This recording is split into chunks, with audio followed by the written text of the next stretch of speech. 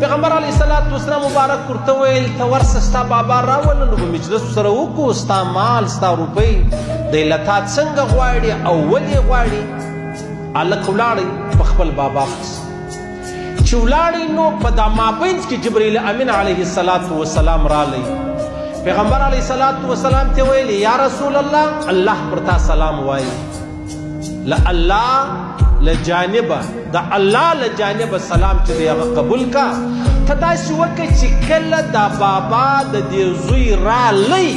ته صرف دا پوښتنه ځینې وکړه چې ستا په زړه کې د خپل زوی په باره کې کم خیال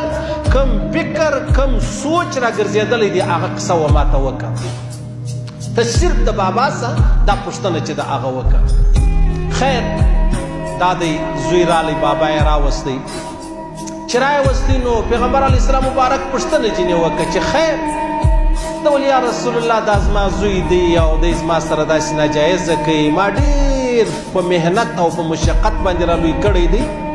پیغمبر علیه السلام ورته وایي ته دا خبرې پرېږده ته ما ته هغه خبره وکړه چې دا ته را روان وې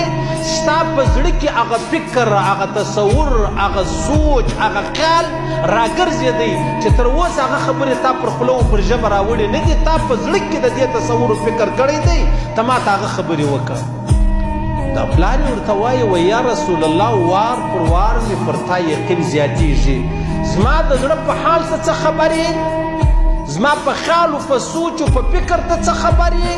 نو خو معلومه خبره دا ده چې د الله له جانبه تا ته خبر درکول سو معلومه خبره دا ده چې الله و تا ته وحي چې دي هغه کړي دي نو زه به درته ووایم چې هغه خبرې دا دي چې کومې خبرې زما په زړه کې وې اولنۍ خبره دا ده چې ما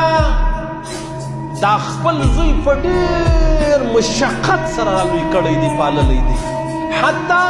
چې ما به د ورځې یو واره خوراک کوئ په دا خپل زوی ما 2 واره خوراک کوئ